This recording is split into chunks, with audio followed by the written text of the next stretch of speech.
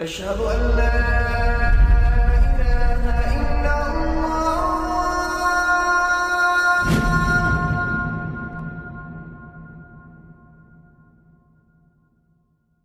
Raindrops media পরিবেশিত audio lecture series সেইরাহ।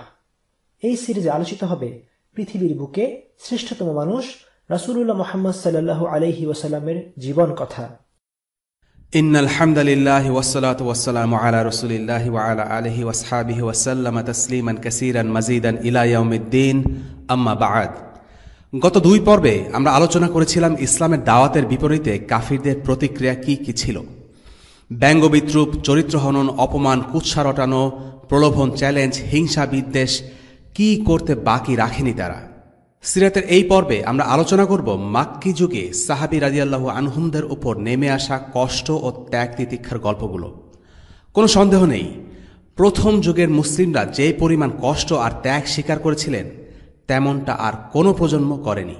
তাই ঈমানের দিক থেকে তারা শ্রেষ্ঠ, একই সাথে তারা ইলম বা দ্বীনের বুঝের দিক থেকেও শ্রেষ্ঠ, কারণ তারা রাসূলুল্লাহ সাল্লাল্লাহু আলাইহি ওয়াসাল্লামের সরাসরি তত্ত্বাবধানে বড় হয়েছিলেন, তার সান্নিধ্যে ছিলেন, তারা কোরআনকে সরাসরি নাজিল হতে দেখেছেন। কাজেই যে কোনো বিচারে সাহাবীরা হলেন শ্রেষ্ঠ প্রজন্ম। এ কথাটি বারবার মনে করিয়ে দেওয়ার কারণ হল, আমাদের সময়ে আমরা সাহাবাদের মতো করে ইসলামকে বোঝা ও ব্যাখ্যা করার চেষ্টা না করে পশ্চিমাদের মূল্যবোধকে স্ট্যান্ডার্ড ধরে ইসলামকে ব্যাখ্যা করছি, যেন পশ্চিমা আদর্শের সাথে ইসলামকে কম্প্যাটিবল বানানো যায়। নিঃসন্দেহে এটা একটা গোমরাহি। আমাদের সব সময় মনে রাখতে হবে, সাহাবীদের ইসলামের বুঝ হচ্ছে সঠিক বুঝ। কাজেই আমরা যদি সঠিকভাবে ইসলামকে বুঝতে চাই, তাহলে সাহাবীরা হবেন আমাদের আদর্শ। আলোচনা শুরু করা যাক তিরমিজি শরীফের একটি হাদিস দিয়ে। সা'দ বিন আবি ওয়াক্কাস রাদিয়াল্লাহু আনহু থেকে বর্ণিত, তিনি বলেন, আমি বললাম, হে আল্লাহ রসুল, কোন মানুষের সর্বাপেক্ষা কঠিন পরীক্ষা হয়? তিনি বললেন, নবীগণের, অতপর মর্যাদার দিক থেকে তাদের পরবর্তীদের, অতপর তাদের পরবর্তীগণের। বান্দাকে তার দীনদারির মাত্রা অনুসারে পরীক্ষা করা হয়। যদি সে দীনদারিতে অবিচল হয়, তবে তার পরীক্ষাও হয় ততটা কঠিন।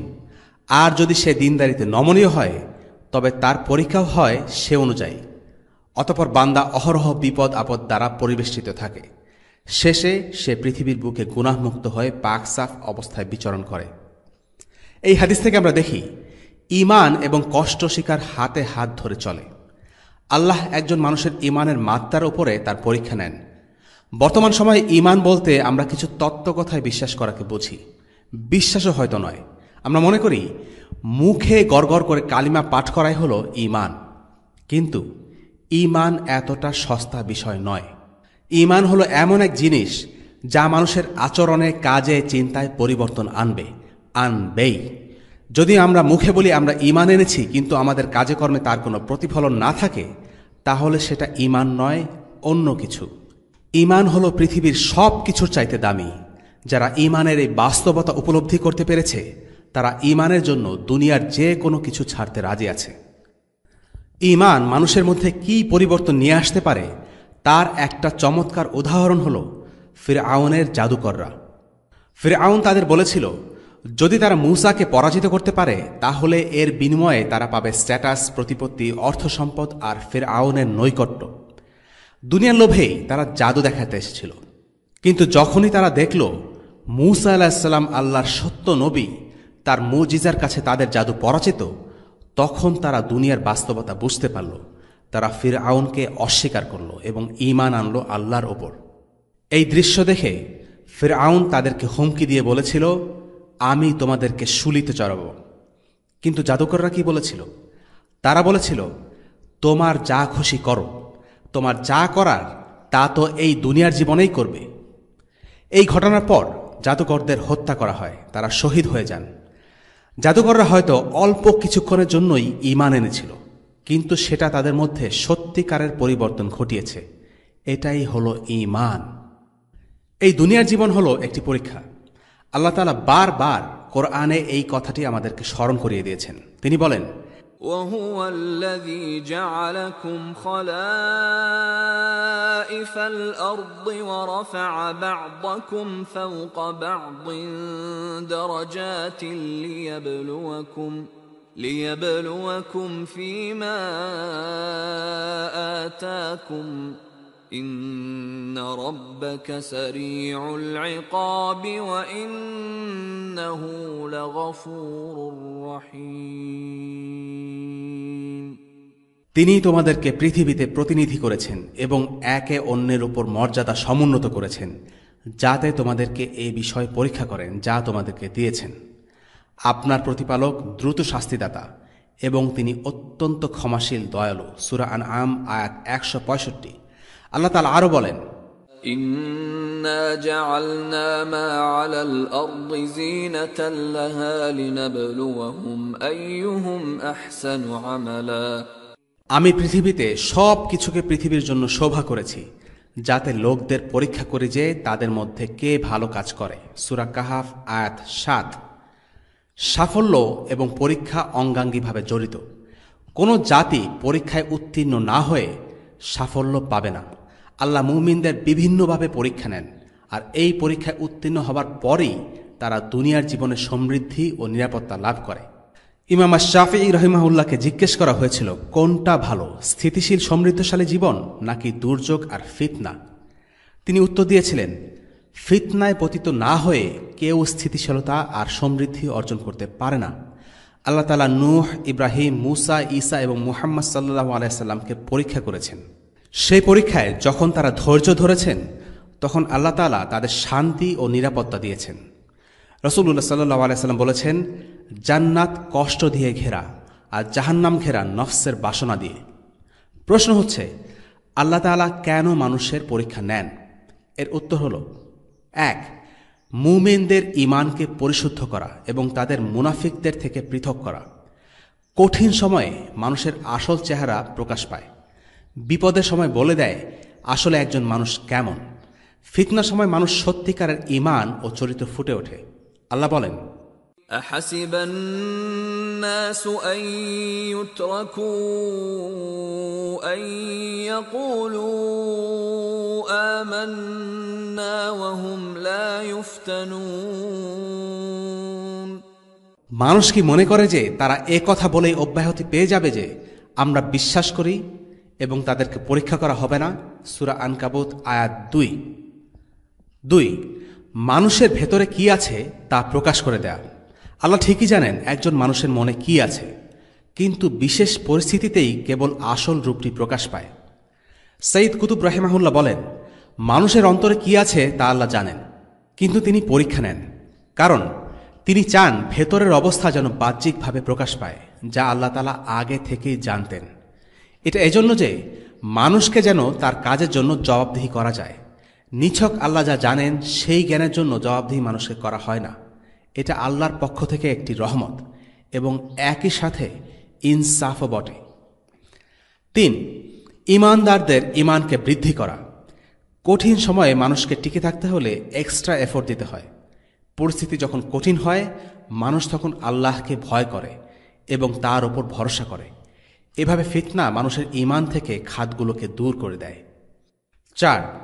কঠিন সময়ে মানুষ নিজের দুর্বলতাগুলোকে আবিষ্কার করে। এটা তার নিজের জন্য দুর্বলতাকে সারিয়ে নেবার একটা সুযোগ, যেন ভবিষ্যতে সে নিজেকে আরও বড় বিপদ থেকে সামনে নিতে পারে। ৫. আল্লাহর নৈকট্য লাভের একটি সুযোগ হলো এসব পরীক্ষা।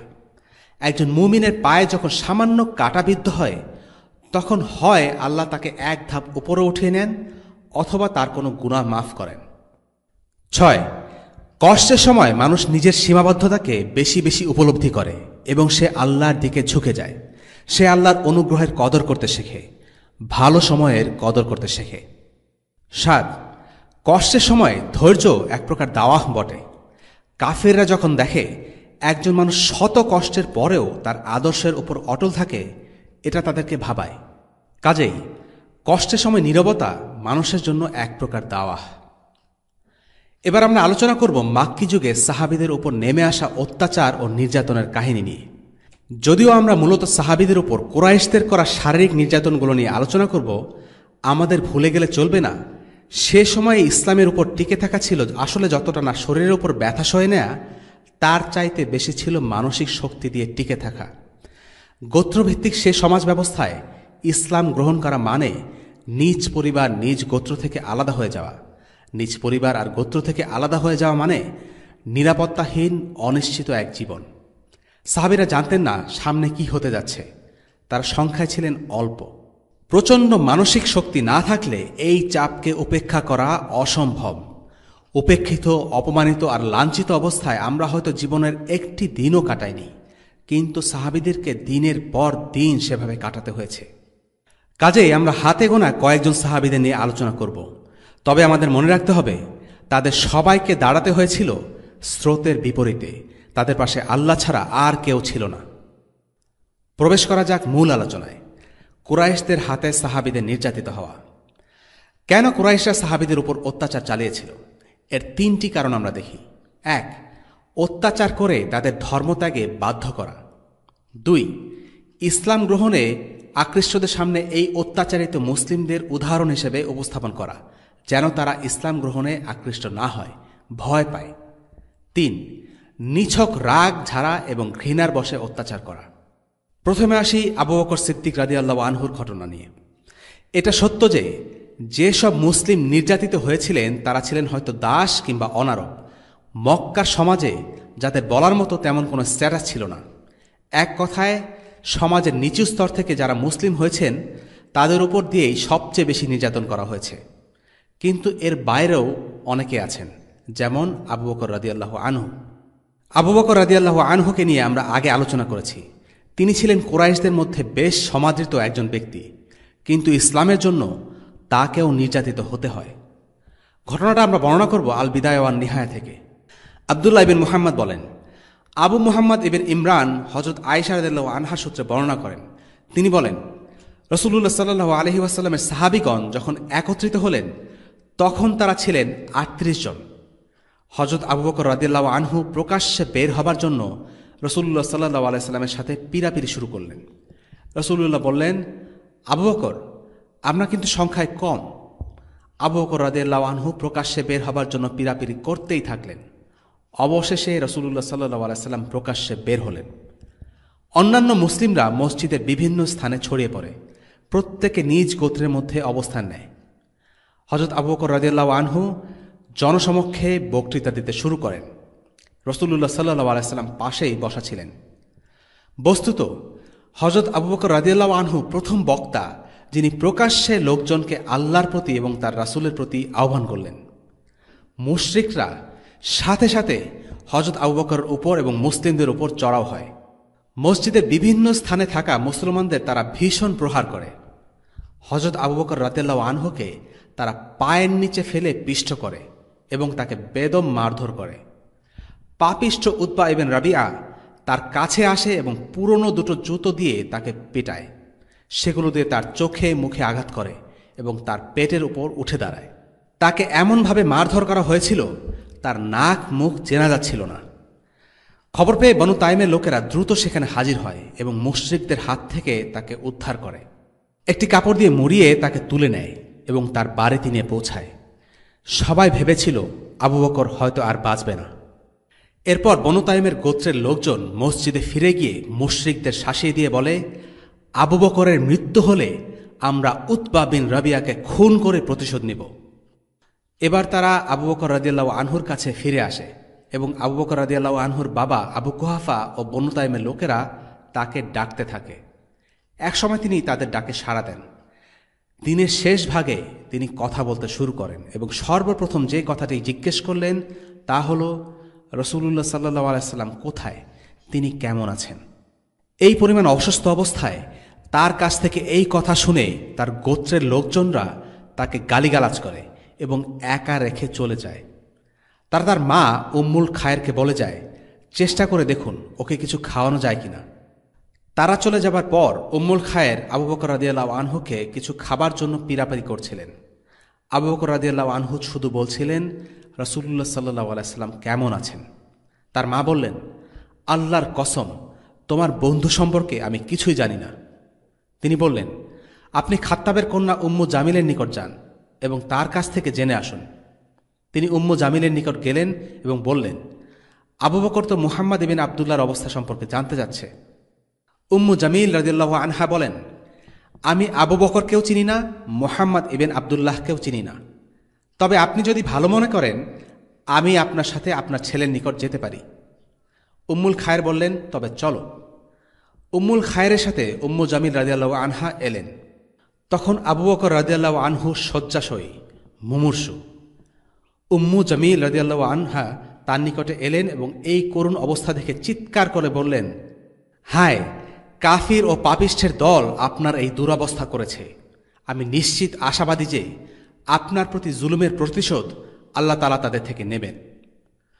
হযরত আবু বকর রাদিয়াল্লাহু আনহু বললেন, রাসূলুল্লাহ সাল্লাল্লাহু আলাইহি সাল্লাম কেমন আছেন?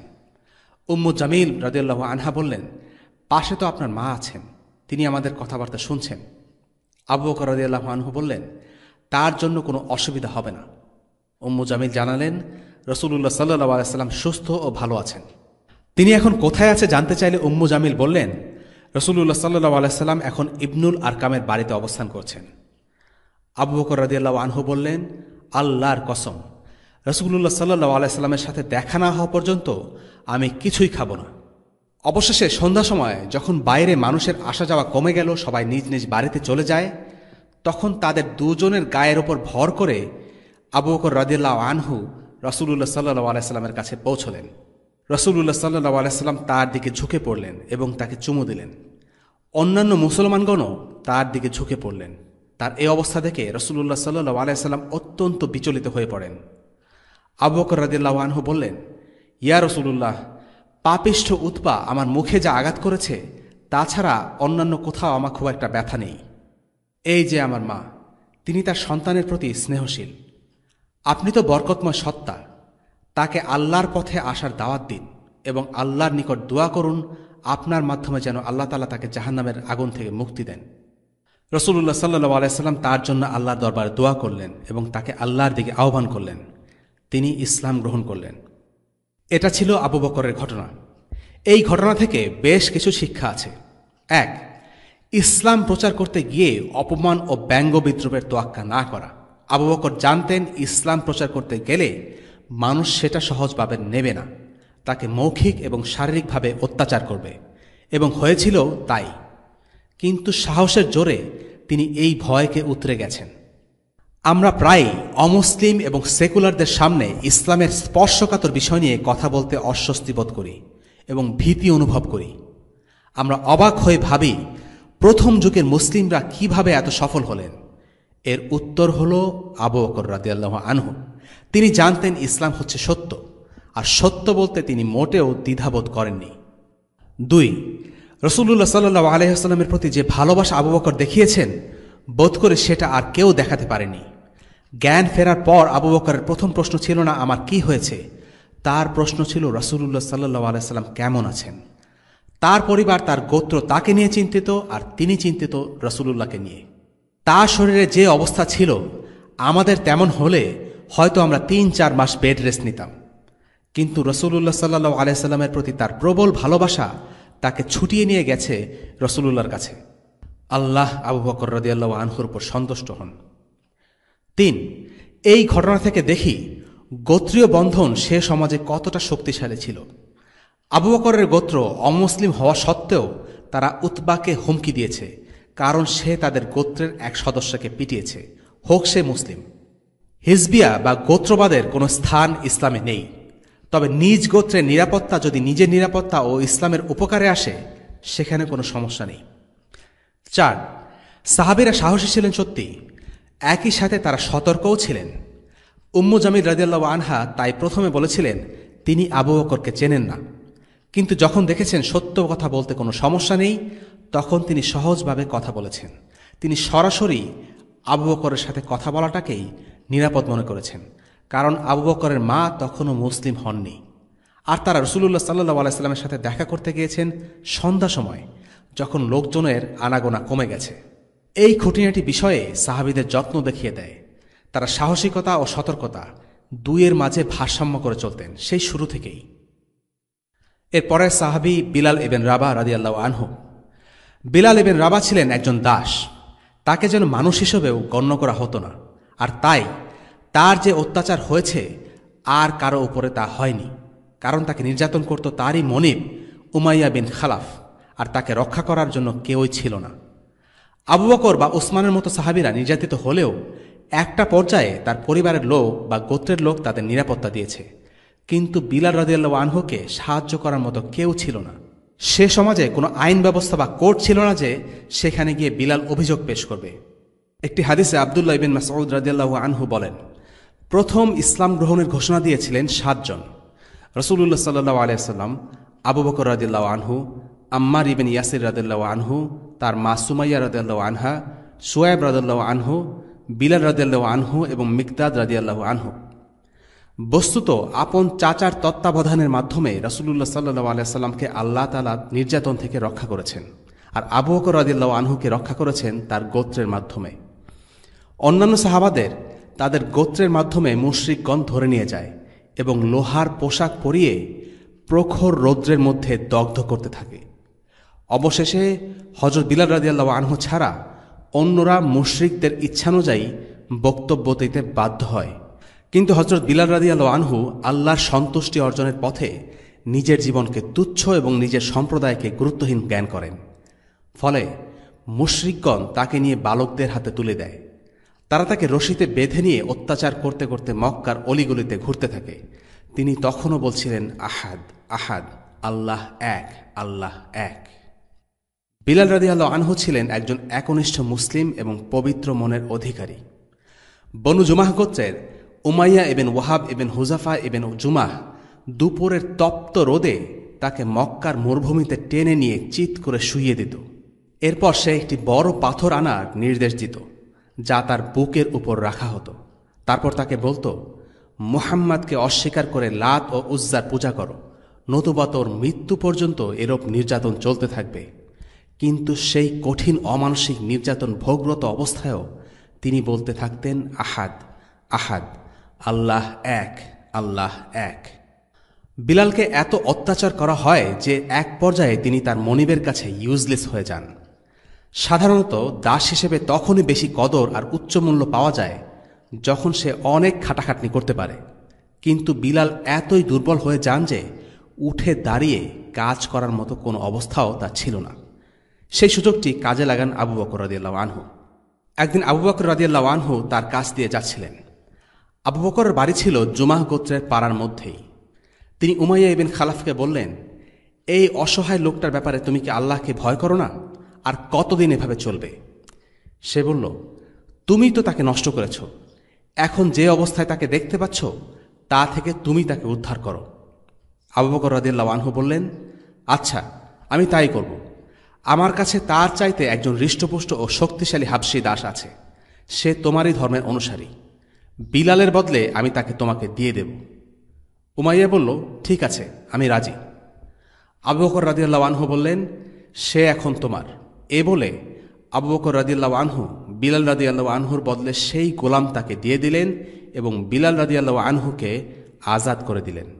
আর এভাবেই আল্লাহর ইচ্ছায় আবু বকর রাদিয়াল্লাহু আনহুর বরকতময় হাতে বিলাল রাদিয়াল্লাহু আনহু অত্যাচার থেকে মুক্তি লাভ করেন।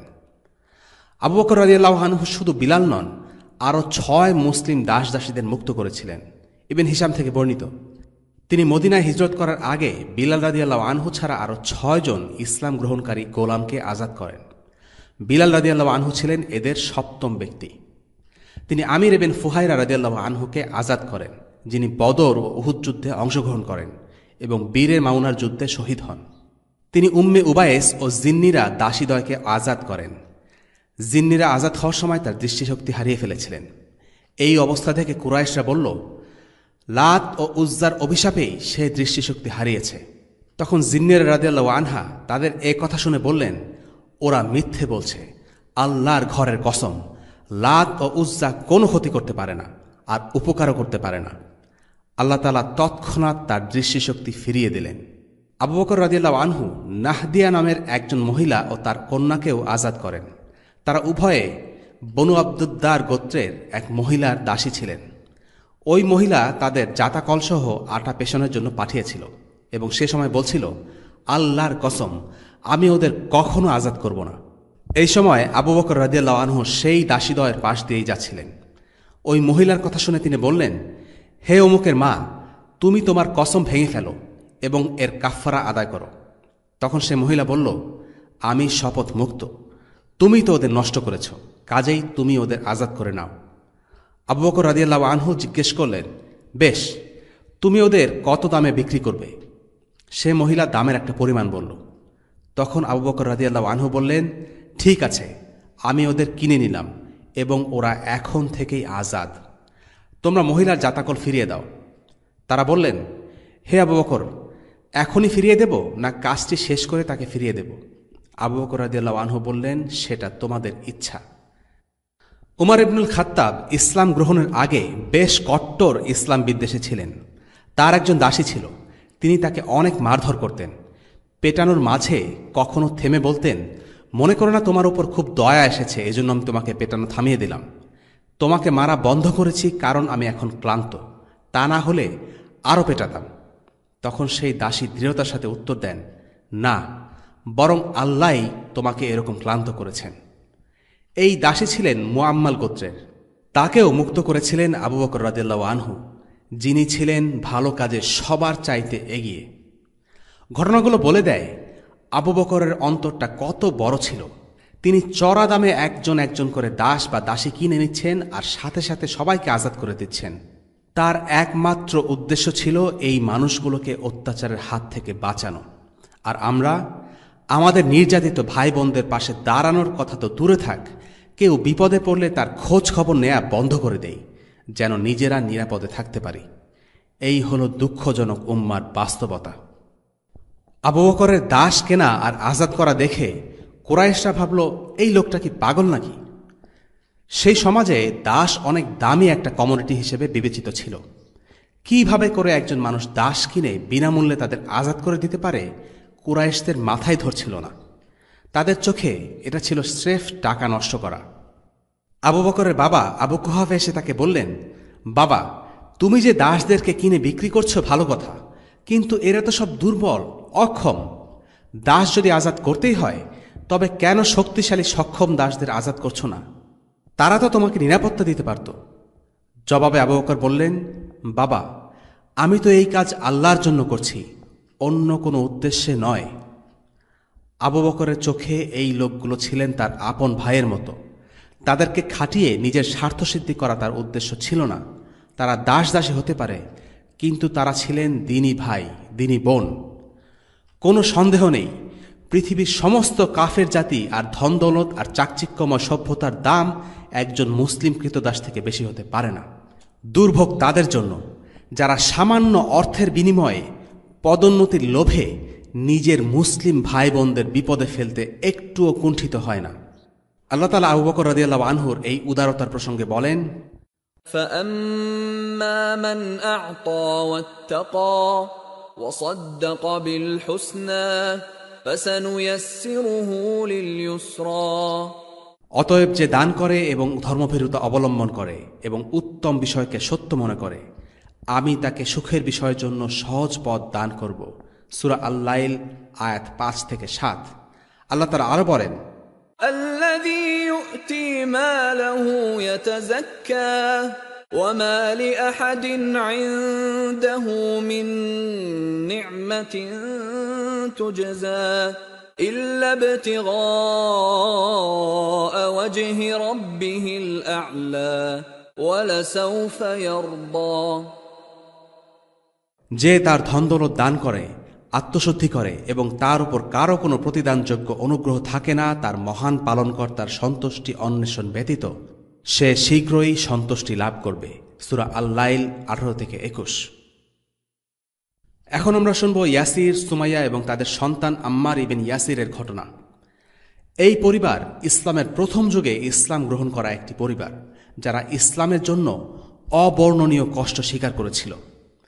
এই পরিবারের পিতা ইয়াসির মক্কার কেউ ছিলেন না, তিনি এসেছিলেন ইয়েমেন থেকে। মক্কায় এসে তিনি বনু মাখজুম গোত্রের এক লোকের দাসী সুমাইয়াকে বিয়ে করেন এবং বনু মাখজুম গোত্রের মিত্র হন, বা বলা যেতে পারে বনু মাখজুম গোত্র তাকে ভিসা দেয়। সুমাইয়া এবং ইয়াসিরের সংসারে জন্ম হয় আম্মারের। বোঝাই যাচ্ছে সমাজে তাদের স্ট্যাটাস খুব একটা উঁচু ছিল না। তাই এই পুরো পরিবার যখন ইসলাম গ্রহণ করল, তখন তারা হয়ে গেল কুরাইশদের ইজি টার্গেট। ইয়াসিরের পরিবারের উপর অত্যাচার চালায় তাদেরই গোত্র বনু মাকসুম গোত্র। তারা এই গোত্রের অধীনস্থ ছিলেন। মাকসুমের লোকেরা ইয়াসিরের পরিবারকে টেনে হিচড়ে ভর দুপুরে মরুভূমিতে ফেলে রাখত। রাসূলুল্লাহ সাল্লাল্লাহু আলাইহি সাল্লাম তাদের পাশ দিয়ে হেঁটে যেতেন, কিন্তু তার কিছুই করার ছিল না। তারা দাস ছিল না যে তাদের কিনে নিয়ে তিনি আজাদ করবেন। তার সেই শক্তিও ছিল না যা দিয়ে তিনি এই অত্যাচার প্রতিহত করবেন। তিনি তাদের বলতেন, ইয়াসিরের পরিবার, তোমরা সবর করো, নিশ্চয়ই তোমাদের স্থান রয়েছে জান্নাতে। অন্য সবার চাইতে এই পরিবারের সবচেয়ে বেশি অত্যাচারিত হবার আরেকটি কারণ হচ্ছে তাদের গোত্র বনু মাকসুমের নেতা ছিল আবু জাহেল। ইসলামের বিরুদ্ধে আবু জাহেলের বাড়াবাড়ি সবাইকে ছাড়িয়ে গিয়েছিল। সে ছিল দুর্বৃত্তদের নেতা, চরম ইসলাম বিদ্বেষী। অপকর্ম আর দুষ্কৃতিতে তার জুরি মেলা ভার।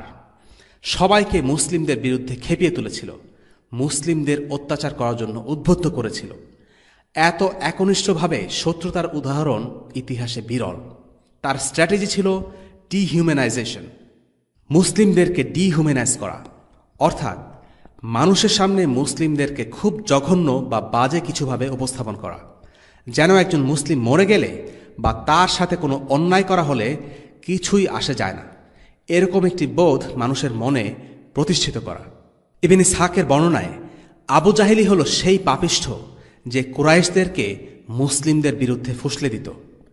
প্রভাবশালী বা উচ্চ বংশীয় কোনো ব্যক্তির ইসলাম গ্রহণের কথা তার কানে আসা মাত্র সে তাকে অপমান করার জন্য বলতো, তুমি তোমার বাবার ধর্ম পরিত্যাগ করেছ, তোমার বাবা তোমার চাইতে অনেক ভালো ছিল, বুড়ো আঙ্গুল দেখাই আমরা তোমার এই ছাইপাশ আদর্শ আর মূল্যবোধকে, আমরা তোমাদেরকে বিভক্ত করে দেব, মাটির সাথে মিশিয়ে দেব তোমাদের সব খ্যাতি, মানিজ্জত নিয়ে বেঁচে থাকতে দেব না। কোনো ব্যবসায়ী লোক মুসলিম হয়ে গেলে তাকে বলতো, আল্লাহর কসম, আমরা তোমার সাথে সব রকম ব্যবসা বয়কট করব, তোমাকে শেষ করে দেব। আর যদি ইসলাম গ্রহণকারী মানুষটি হতো সহায় সম্পদহীন দুর্বল কোনো ব্যক্তি, তবে সে নিজে তাকে মারধর করত, অন্যদেরকেও মারধর করার জন্য ডেকে আনত। আল্লাহ আজ্জা ওয়া জাল আবু জাহেলকে শাস্তি দিক, তাকে ধ্বংস করুক। আবু জাহেল একদিন সুমাইয়াকে টিটকেরে দিয়ে বলল, তুমি তো মুহাম্মাদের উপর ঈমান এনেছ কারণ তুমি তার প্রেমে পড়েছ। স্বাভাবিকভাবেই সুমাইয়া আবু জাহেলের মুখের ওপর তার এই নোংরা কথার উপযুক্ত জবাব দিলেন। তখন রাগে অন্ধ হয়ে আবু জাহেল সুমাইয়ার গোপনাঙ্গে বর্ষা দিয়ে আঘাত করে তাকে হত্যা করে। আর এরই মাধ্যমে সুমাইয়া হয়ে যান ইসলামের প্রথম শহীদ। একজন মানুষের কাছে সবচেয়ে দামি তার জীবন। ইসলামের জন্য এই দামি জিনিসটি বিলিয়ে দিলেন সুমাইয়া বিনতে খাইয়াত রাদিয়াল্লাহু আনহা। এর কিছুদিন পর তার স্বামী ইয়াসিরকেও হত্যা করা হয়। স্বামী স্ত্রী দুজনেই আল্লাহর রাস্তায় শহীদ হলেন। বাবা মায়ের ওপর এই পাশবিক নির্যাতন সহ্য করা কোনো সন্তানের পক্ষে সম্ভব নয়, কিন্তু আম্মারকে এই ভয়ানক দুঃস্বপ্নের মধ্য দিয়েই যেতে হয়েছিল। তিনি চোখের সামনে দেখেছিলেন তার বাবা মাকে অত্যাচার করতে করতে মেরে ফেলা হলো। নিজের উপর শারীরিক নির্যাতন তো আগে থেকেই ছিল, তার উপর তার বাবা মায়ের মৃত্যু তাকে পাগল করে দিল। শারীরিক অত্যাচার, মানসিক নির্যাতন সব মিলিয়ে ভয়াবহভাবে বিপর্যস্ত সাহাবী আম্মারকে যখন প্রচণ্ডভাবে অত্যাচার করা হলো, তখন নিজের জান বাঁচানোর জন্য তার মুখ দিয়ে বেরিয়ে এসেছে নবীজি সাল্লাল্লাহু আলাইহি সাল্লামের বিরুদ্ধে কিছু কথা। যখন সব ব্যথা থেকে নিষ্কৃতি পান, তাকে অনুশোচনা ঘিরে ধরে। দুঃখ ভরাক্রান্ত হৃদয়ে ছুটে যান নবীজির কাছে, নবীজি যিনি সুখে দুঃখে সর্বদা তাদের পরম আশ্রয়। পুরো ঘটনা খুলে বললেন তার কাছে। আল্লাহ সুবহানাহু ওয়া তাআলা আল কোরআনের আয়াত নাযিল করলেন, من كفر بالله من بعد إيمانه إلا من أكره وقلبه مطمئن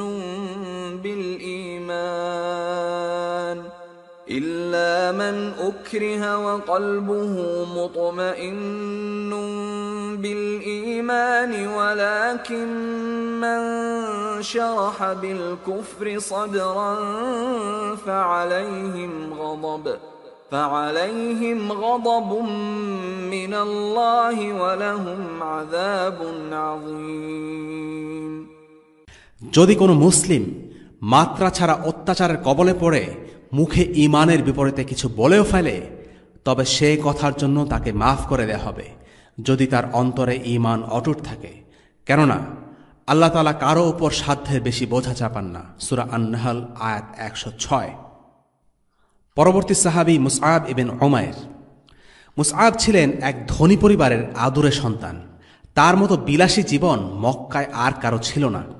সুদর্শন এই যুবক সবচেয়ে দামি পোশাক আর পারফিউম ব্যবহার করতেন। তার মায়ের একান্ত বাধ্য সন্তান ছিলেন মুসআব। মুসআবের মা তাকে এত বেশি ভালোবাসতেন যে মুসআব যখন ঘুমাতেন বিছানার পাশে একটা কাপে খেজুর আর পনির রেখে দিতেন, যেন ঘুম থেকে উঠে মুসআবকে এক মুহূর্তের জন্য ক্ষুধার্ত থাকতে না হয়। এতটাই চমৎকার ছিল তাদের সম্পর্ক।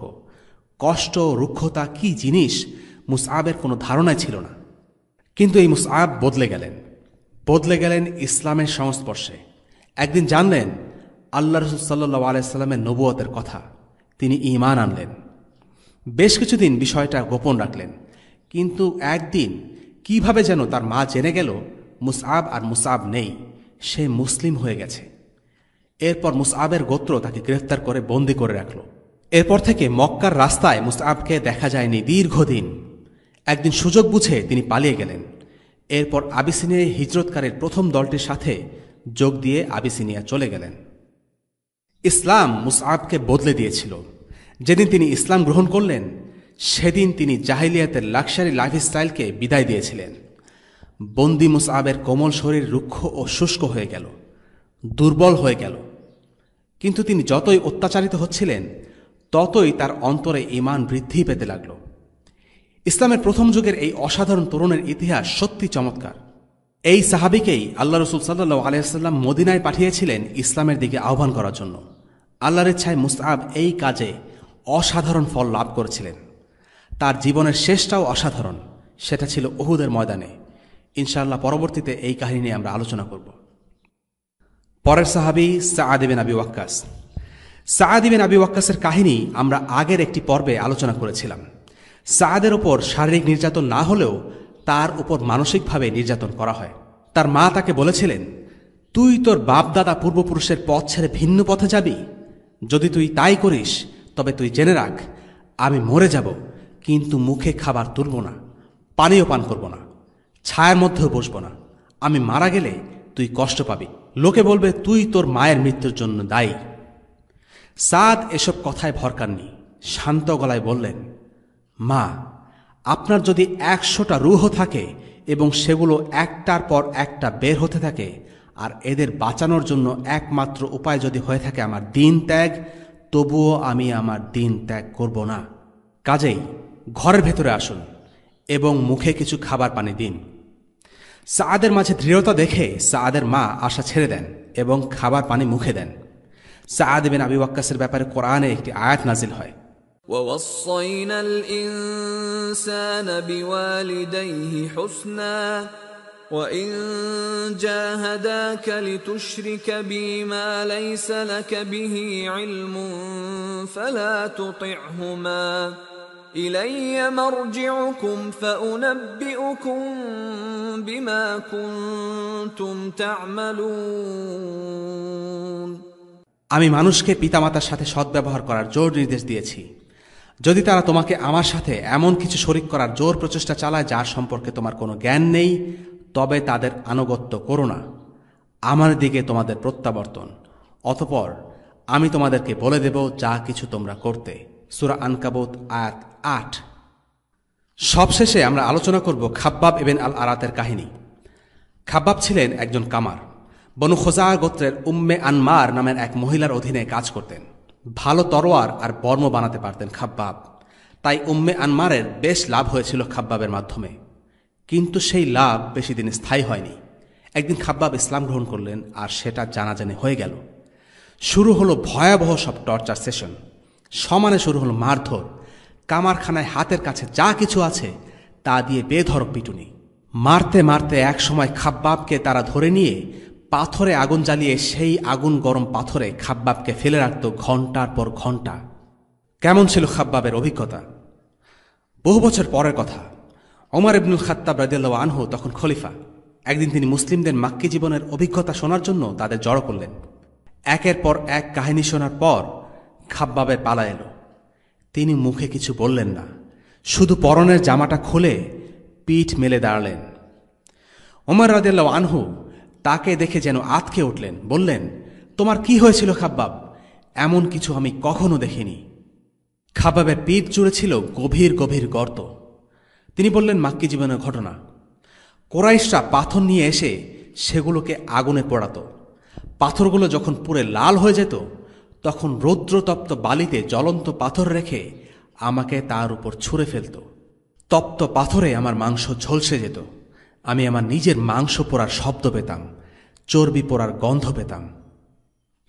মুশরিকরা সম্মিলিতভাবে খাব্বাবের উপর অত্যাচার চালালেও উম্মে আনমার ছিল সবার চেয়ে 1 ডিগ্রি ওপরে। খাব্বাবের মাধ্যমে তার ভালোই আয় রোজগার হচ্ছিল, কিন্তু উম্মে আনমারের কুৎসিত অন্তরে ইসলামের প্রতি ঘৃণা এতটাই তীব্র ছিল যে সে নিজেই খাব্বাবের উপর নিষ্ঠুরভাবে টর্চার করত। লোহার পাত গরম করে খাব্বাবের মাথায় চেপে ধরত এই দানবী। মুশরিকরা খাব্বাবকে তাদের ইন্টারোগেশন সেলে ধরে নিয়ে জিজ্ঞাসাবাদ করত। উত্তর পছন্দ না হলে শুরু হতো মারধর। তারা তাকে জিজ্ঞেস করত, মুহাম্মাদের ব্যাপারে তোমার মতামত কি? তিনি উত্তর দিতেন, তিনি আল্লাহর বান্দা, আল্লাহর একজন রাসূল। তিনি এসেছেন অন্ধকার থেকে আলোর পথে আমাদের নিয়ে যেতে। লাত আর উজ্জা, ওদের ব্যাপারে তোমাদের মতামত কি? ওই 2 মূর্তি বোবা আর বধির, না পারে কারো উপকার করতে, না পারে কারো ক্ষতি করতে। খাব্বাবকে তারা পরাজিত করতে পারেনি, বরং খাব্বাবের দৃঢ়তার কাছেই তারা হার মেনেছিল। খাব্বাবের জন্য দিনের পর দিন সীমাহীন এই অত্যাচার সহ্য করে নেয়া প্রায় অসম্ভব হয়ে দাঁড়াল। একদিন তিনি নবীজির কাছে গেলেন। নবীজি সাল্লাল্লাহু আলাইহি সাল্লাম কাবার দেয়ালে হেলান দিয়ে বসে আছেন। খাব্বাব তার কাছে গিয়ে বললেন, ইয়া রাসূলুল্লাহ, আপনি কেন আমাদের জন্য দোয়া করছেন না? খাব্বাব নালিশ করছিলেন না। মুসলিমদের উপর যে সীমাহীন কষ্ট এসে পড়েছে, সেই কষ্ট কমানোর জন্য দোয়া করতে বলেছিলেন শুধু। ইয়া রাসূলুল্লাহ, আপনি কেন আমাদের জন্য দোয়া করছেন না? কিন্তু নবীজি রেগে গেলেন, সোজা উঠে বসলেন। রাগে তার চোখ মুখ লাল হয়ে গিয়েছিল। তিনি খাব্বাবকে বললেন, তোমাদের আগে এমনও মুমিন বান্দা ছিল, লোহার চিরুনি দিয়ে যাদের হাড় থেকে মাংস খুলে আনা হতো, করাত দিয়ে যাদের মাথা থেকে শুরু করে পা পর্যন্ত 2 ভাগ করে চিরে ফেলা হতো, কিন্তু তবুও তাদেরকে দিন থেকে বিচ্যুত করা যায়নি। আর তোমরা তাড়াহুড়ো করছো। আল্লাহর কসম, আল্লাহ অবশ্যই তার দিনকে বিজয় দান করবেন। আর অচিরেই এমন এক সময় আসবে যখন একজন মুসলিম মুসাফির সানআ থেকে হাদারামত পর্যন্ত সফর করবে, কিন্তু তার মনে আল্লাহ ছাড়া কারো ভয় থাকবে না। এই হাদিসের ব্যাপারে শায়েখ সালমান আল ঔদার একটা চমৎকার মন্তব্য আছে। তিনি বলেন, আল্লাহ রসুল কেন তার সাহাবীর সাথে এমন শক্তভাবে কথা বলেছিলেন? তারা তাকে দোয়া করতে বলায় তিনি কি তাদের তিরস্কার করেছিলেন? অবশ্যই না, বরং তিনি তার উম্মতের প্রতি সদয় এবং সহানুভূতি ছিলেন। সাহাবীরা যখন বলছিলেন, আপনি কেন আমাদের জন্য দোয়া করছেন না, এই কথার পেছনে একটা বাস্তবতা আছে। এই বাস্তবতা হল, তাদের অন্তর কষ্টের কারণে ছিন্ন ভিন্ন, ক্লান্তিতে অবসাদগ্রস্ত আর বিপদে জর্জরিত। তারা এই কঠিন পরীক্ষা থেকে দ্রুত রক্ষা পেতে চাইছিলেন এবং তাদের মনে হচ্ছিল আল্লাহর সাহায্য আসতে হয়তোবা দেরি হচ্ছে। কিন্তু আল্লাহ রাসূল সাল্লাল্লাহু আলাইহি ওয়াসাল্লাম ঠিকই জানতেন, সব কিছুর একটা নির্ধারিত সময় আছে, আর স্বস্তির আগে আছে কষ্ট। নবীদেরকেও কঠিন পরীক্ষার সম্মুখীন হতে হয়েছিল, কিন্তু শেষ পরিণতি ছিল সুখের। আল্লাহ তাআলা বলেন, حتى إذا استيأس الرسل وظنوا أنهم قد كذبوا جاءهم نصرنا فنجي من نشاء ولا يرد بأسنا عن القوم المجرمين। এমনকি যখন পয়গম্বরগণ নৈরাশ্যে পতিত হয়ে যেতেন, এমনকি এরূপ ধারণা করতে শুরু করতেন যে তাদের অনুমান বুঝি মিথ্যায় পরিণত হবার উপক্রম হয়েছিল, তখন তাদের কাছে আমার সাহায্য পৌঁছে। অতঃপর আমি যাদের চেয়েছি তারা উদ্ধার পেয়েছে। আমার শাস্তি অপরাধী সম্প্রদায় থেকে প্রতিহত হয় না। সূরা ইউসুফ আয়াত 110। খাব্বাবের উপর শুধু যে শারীরিক অত্যাচার করা হয়েছে তা নয়, তাকে অন্যভাবেও জুলুম করা হয়েছে। তিনি কিছু টাকা পেতেন আল আস ইবনে ওয়াইলের কাছে। সে ছিল মুশরিক। খাব্বাব তার কাছে গিয়ে টাকা চাইতে গেলে সে বলল, তুমি মুহাম্মাদকে অবিশ্বাস না করলে কোনো টাকা পাবে না। খাব্বাবও জবাব দিতে দেরি করলেন না। তিনি বললেন, তুমি মরবে এবং পুনরুত্থিতও হবে, কিন্তু আমি তাকে অবিশ্বাস করছি না। আল আস তখন বিদ্রুপ ভরে জবাব দিল, আচ্ছা তাই নাকি? আমি পুনরুত্থিত হব? ঠিক আছে, মরার পরে যখন আবার সম্পদ আর সন্তান সন্ততি ফিরে পাব, তখন না হয় তোমাকে টাকাটা ফেরত দেয়া যাবে।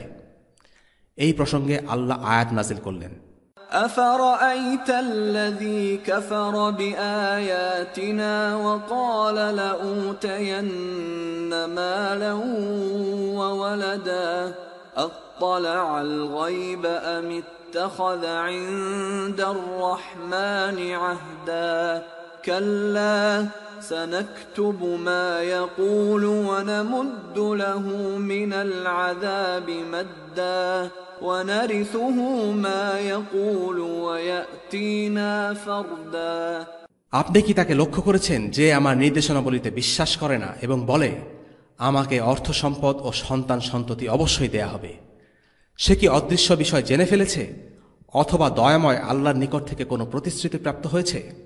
না, এটা ঠিক নয়। সে যা বলে আমি তা লিখে রাখব এবং তার শাস্তি দীর্ঘায়িত করতে থাকব। সূরা মারিয়াম আয়াত ৭৭ থেকে ৮০। আর খাব্বাবের উপর নিষ্ঠুর অত্যাচার চালানো উম্মু আনমারের পরিণতি না জানলেই নয়। আল্লাহ আযজা ওয়া জাল তার কাজের উপযুক্ত ফায়সালা করেছিলেন। উম্মু আনমার মারা গিয়েছিল এক অদ্ভুত রোগে ভুগে। প্রচণ্ড মাথার যন্ত্রণা তাকে উন্মাদ করে দিত। কোনোভাবে এই যন্ত্রণা কমত না। তীব্র যন্ত্রণায় উম্মু আনমার জলাতঙ্ক রোগের মতো আচরণ করত। বাধ্য হয়ে উম্মু আনমারের সন্তানেরা উত্তপ্ত লোহার পাত দিয়ে উম্মু আনমারের মাথায় চেপে ধরত। যেভাবে সে খাব্বাবকে কষ্ট দিয়েছিল, সেভাবেই সে কষ্ট পেতে পেতে মারা যায়। এই ঘটনা থেকে কিছু শিক্ষা আলোচনা করে আমরা এই পর্ব শেষ করছি। ১. রাসূলুল্লাহ সাল্লাল্লাহু আলাইহি ওয়াসাল্লাম ধৈর্য ধারণ করতে বলেছেন। যত কষ্ট, দুর্ভোগ, অত্যাচার সহ্য করতে হোক না কেন, হার মানা যাবে না, কম্প্রোমাইজ করা যাবে না। ২.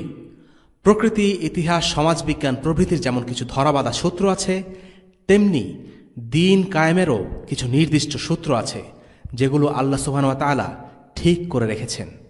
দুনিয়ার বুকে দিনকে কায়েম করার জন্য মুসলিম উম্মাহকে একে একে সেই নির্ধারিত পথের প্রতিটি ধাপ পাড়ি দিতে হবে। এর কোনো ব্যতিক্রম বা শর্টকাট নেই। বহু আগের যুগের মুমিনরা যে কণ্টকাকীর্ণ পথ অতিক্রম করেছেন, সাহাবীদেরকেও সেই একই পথ পার করতে হয়েছে। আমাদেরকেও সেই পথই পাড়ি দিতে হবে। রাসূলুল্লাহ সাল্লাল্লাহু আলাইহি ওয়াসাল্লাম চেয়েছিলেন তার উম্মাহ হবে সবার সেরা। তাই পূর্ববর্তী জাতিরা যদি দিন কায়েমের পথে ধৈর্যশীল হয়ে থাকে, তবে তার উম্মাহ যেন আরও বেশি ধৈর্যের পরিচয় দেয়। পূর্ববর্তী জাতি যদি শক্তিশালী হয়ে থাকে, তবে এই উম্মাহ যেন তার চেয়েও বেশি শক্তিশালী হয়। এটাই ছিল নবীজি সাল্লাল্লাহু আলাইহি ওয়াসাল্লামের চাওয়া। তিনি চাইতেন কিয়ামতের দিনে তারই উম্মাহ হবে সর্বশ্রেষ্ঠ। তাই মুসলিমদের দায়িত্ব হচ্ছে রাসূলুল্লাহর প্রত্যাশা অনুযায়ী আচরণ করা। ৩. রাসূলুল্লাহ সাল্লাল্লাহু আলাইহি ওয়াসাল্লাম বলেছেন, আল্লাহ তার দ্বীনকে বিজয় করবেন, আর এমন এক সময় আসবে যখন লোকেরা সারা থেকে হাদরামত পর্যন্ত নিরাপদে সফর করতে পারবে, আর তাদের মনে আল্লাহ ছাড়া আর কারো ভয় স্থান পাবে না। এখন প্রশ্ন জাগতে পারে, রাসূলুল্লাহ সাল্লাল্লাহু আলাইহি ওয়াসাল্লাম ছিলেন মক্কার অধিবাসী। তিনি মক্কার কথা না বলে ইয়েমেনের এই বিশেষ দুটি স্থানকে কেন বেছে নিলেন? মক্কার লোকেদের জীবনেই তো তেমন কোনো নিরাপত্তা ছিল না। তাহলে মক্কা উল্লেখ করে বোঝানো কি যেত না যে পরবর্তী সময়ে মক্কায় নিরাপত্তা আসবে? হাদিসে মক্কার কথা উল্লেখ না করে ইয়েমেনের কথা বলার বিশেষ কারণ আছে। সেই অতীত থেকে আজ পর্যন্ত ইয়েমেনে গোত্রভিত্তিক সমাজ ব্যবস্থা প্রচলিত। রাসূলুল্লাহ সাল্লাল্লাহু আলাইহি ওয়াসাল্লামের সময় পুরো ইয়েমেন জুড়ে প্রচুর সশস্ত্র গোত্র ছিল। তারা একে অপরের সাথে যুদ্ধ ও হানাহানিতে লিপ্ত থাকত। তারা প্রত্যেকে ছিল পরস্পরের প্রতিদ্বন্দ্বী। রাসূলুল্লাহর যুগে যখন ইসলামের আলো ইয়েমেনে প্রবেশ করল, তা পুরো সমাজকে শান্তিপূর্ণ ও নির্বিঘ্ন করে তুলল। ইসলামের সৌন্দর্যই এটা। যে কোনো কিছুই ইসলামের স্পর্শে নিরাপদ ও প্রশান্তিময় হয়ে ওঠে। এখন মানুষ ইসলাম থেকে দূরে সরে যাচ্ছে। শরিয়ার শাসন উঠে গেছে, আর সেজন্য সেই একই সানা থেকে হাদারামত পর্যন্ত অঞ্চলটি আজ আবারও ইয়েমেনের সবচেয়ে অনিরাপদ স্থানে পরিণত হয়েছে। অস্ত্রশস্ত্র ছাড়া এই দুটো স্থানের আশেপাশে সফর করার চিন্তাও নির্বুদ্ধিতার শামিল। এতেই বোঝা যায় একমাত্র ইসলামের ছায়াতলেই রয়েছে সত্যিকার শান্তি। ওসল্লাল্লাহু আলা সাইয়্যিদিনা মুহাম্মদ ওয়া আলা আলিহি ওয়াসহাবিহি ওয়াসাল্লাম। আলহামদুলিল্লাহি রাব্বিল আলামিন। আসসালামু আলাইকুম ওয়া রাহমাতুল্লাহি ওয়া বারাকাতুহু। রেইনড্রপস মিডিয়ার অন্যান্য প্রজেক্ট সম্পর্কে জানতে ভিজিট করুন www.raindropsmedia.org অথবা ফেসবুক পেজ www.facebook.com/raindropsmedia অথবা ইউটিউব চ্যানেল www.youtube.com/raindropsmediaorg2015